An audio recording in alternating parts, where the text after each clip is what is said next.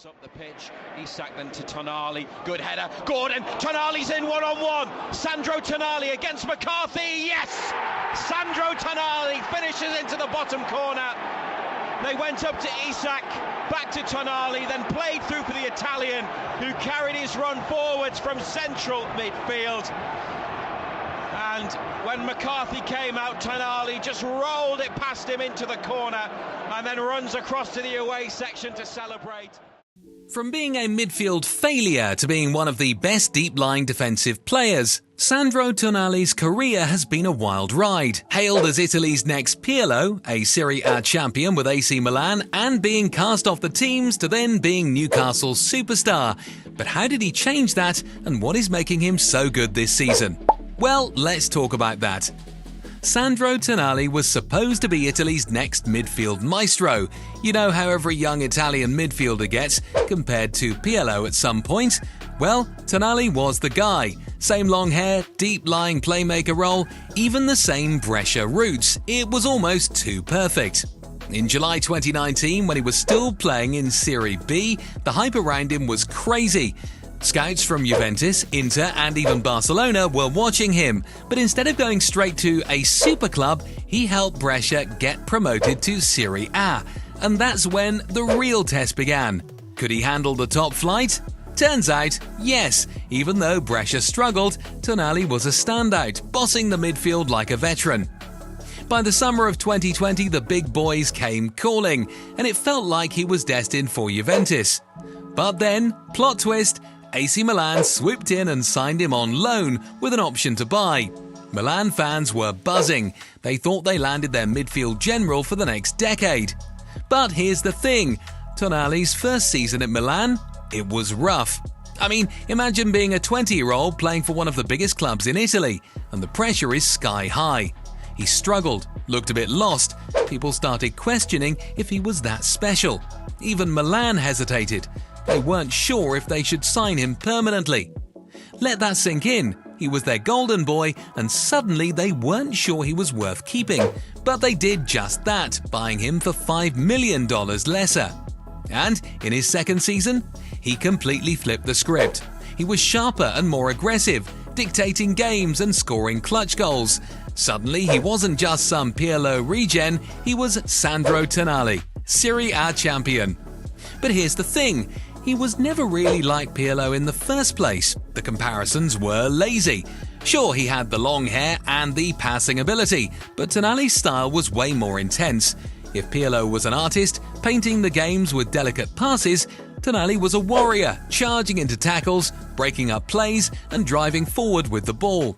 He was the perfect mix of elegance and aggression, like if Pirlo and Gattuso had a footballing baby. At Milan, he played as a box-to-box midfielder, covering every blade of grass, pressing opponents, winning back possession, and making those late runs into the box. He wasn't just a playmaker, he was a fighter, a leader. That's why Newcastle wanted him so badly. And just when Milan fans thought they had a new bandiera, a future club legend, the club dropped a bombshell. They sold him, just like that, out of nowhere, €70 million to Newcastle. It was one of the most shocking transfers of the summer because Milan wasn't overflowing with midfielders. Selling Tonali felt weird, almost like they didn't trust him to keep growing. Milan fans were livid. Some blamed the owners, some thought Tonali forced the move, and Tonali, he looked devastated when he left. He even admitted later that he had no clue Milan was going to sell him until it was already done. Imagine that. 1 minute you're thinking about next season at San Siro, and the next you're packing your bags for the Premier League. But maybe, just maybe, this was exactly what he needed. A fresh start, a new challenge. Because Newcastle didn't just buy him to sit on the bench, they saw him as a game changer, a midfield warrior who could take them to the next level. And for a brief moment, it looked like that's exactly what he was going to do. But as we all know, things didn't go according to plan. So Tonali lands in Newcastle, and let's be real, the hype was insane. He was Newcastle's biggest summer signing, and fans were expecting magic. And guess what? His Premier League debut was straight out of a Hollywood script. First game, first goal, 6 minutes in. St James's Park was rocking. The fans were in love, This was it, the start of something special. But then, things started to feel off. At Milan, Tonali was a midfield general, running the show, covering every blade of grass, pressing like a madman and dictating play. But at Newcastle, things were different. Eddie Howe had a very specific system, and Tonali was thrown into a midfielder that was already well-oiled. Bruno Guimaraes was the deep-lying playmaker. Joelinton was the wrecking ball, and Tonali, he was kind of floating between roles, not sure where he fit. It wasn't like he was playing badly. He was still putting in tackles, showing flashes of brilliance and working his socks off, but something didn't click. You could see it. He wasn't the guy anymore. At Milan, everything went through him. At Newcastle, he was adapting to a new league, a new country, a new system. And let's not forget, the Premier League is a completely different beast. It's faster, more physical, and doesn't give you time to breathe. And just as he was starting to find his feet, boom, scandal. The news broke out of nowhere. Tonali was involved in an illegal betting scandal. At first it seemed like rumours, but then it became official. He had been placing bets on football matches, including games involving Milan. That's when everything collapsed. The Italian Football Federation hit him with a 10-month ban from football. Imagine you're 23 years old, you just made a huge move to the Premier League, you're carrying the weight of a €70 million price tag, and suddenly you can't play for almost an entire year. Just like that, his dream move to Newcastle turned into a nightmare.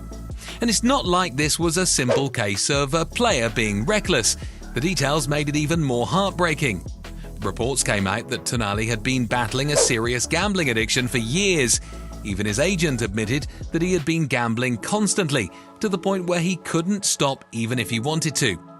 This wasn't just a case of a footballer being careless, this was an addiction, a real problem. Newcastle fans could have turned on him, they had every right to. They spent €70 million on a player who was now unavailable for almost an entire season. But instead, they stood by him. They chanted his name at St James's Park, they showed him love on social media, and the club supported him fully. And credit to Tonali, he didn't run from it. He owned up to everything. He went through therapy, started working on his addiction, and despite being banned from playing, he still showed up to Newcastle's training ground, putting in the work. Even though he couldn't step on the pitch, he wanted to be part of the team, and when he came back, whoa, he was different.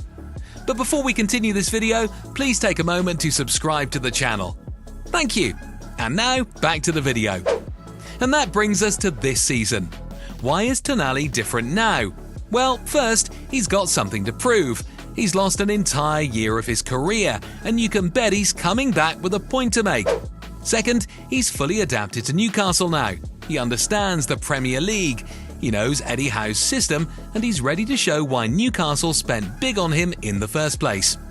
But more importantly, he's grown. The old Tonali was a kid with a dream. This Tonali has been through hell and back.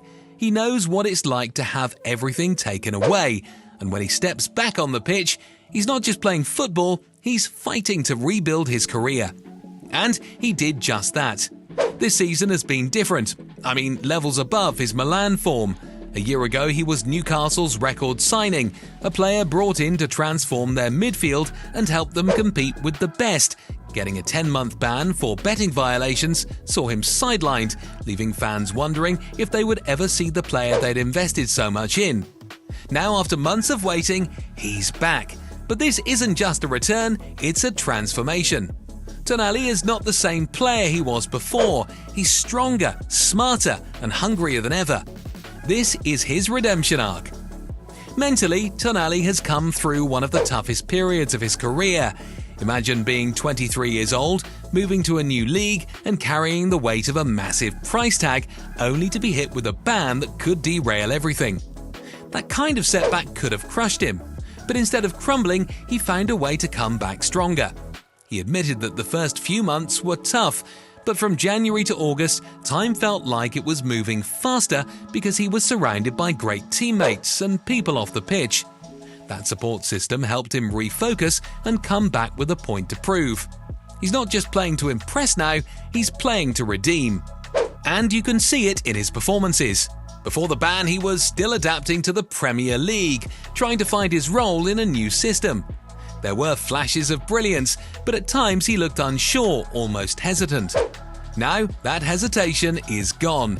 He's playing with confidence, making quicker decisions, and imposing himself on games in a way he didn't before. His pressing has become more aggressive. He's closing down opponents faster, cutting off passing lanes, and making life miserable for opposition midfielders. Before, he sometimes looked like he was waiting for the game to come to him. Now, he's dictating the tempo. One of the biggest changes has been in his passing.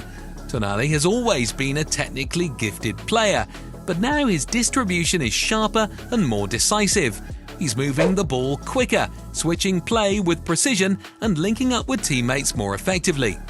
He understands the rhythm of the game better, knowing when to slow things down and when to speed things up.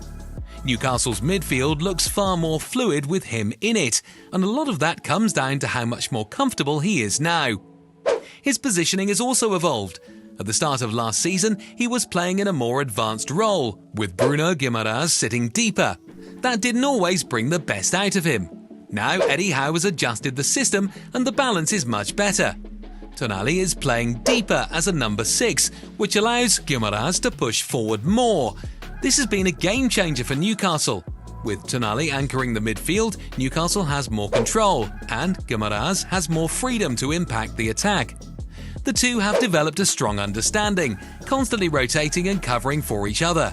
Guimaraes himself even said that they complement each other perfectly because they both have similar styles and can switch roles seamlessly. That chemistry is invaluable for a team trying to compete at the highest level. The hype around Tonali's return started building in the Carabao Cup brace against Brentford. Those were his first goals since his Newcastle debut, and you could feel the energy shift. That wasn't just a moment of individual brilliance, it was a turning point. It was the moment that signalled he was back and ready to make an impact. Comparing Tonali before the ban to Tonali now, the differences are clear. Before, he was still figuring things out, adjusting to the physicality and speed of English football. Now, he's far more assured. He's making quicker decisions, handling the physical side of the game better, and showing the leadership qualities that Newcastle fans hoped he would bring when he first arrived. Eddie Howe deserves a lot of credit for this transformation.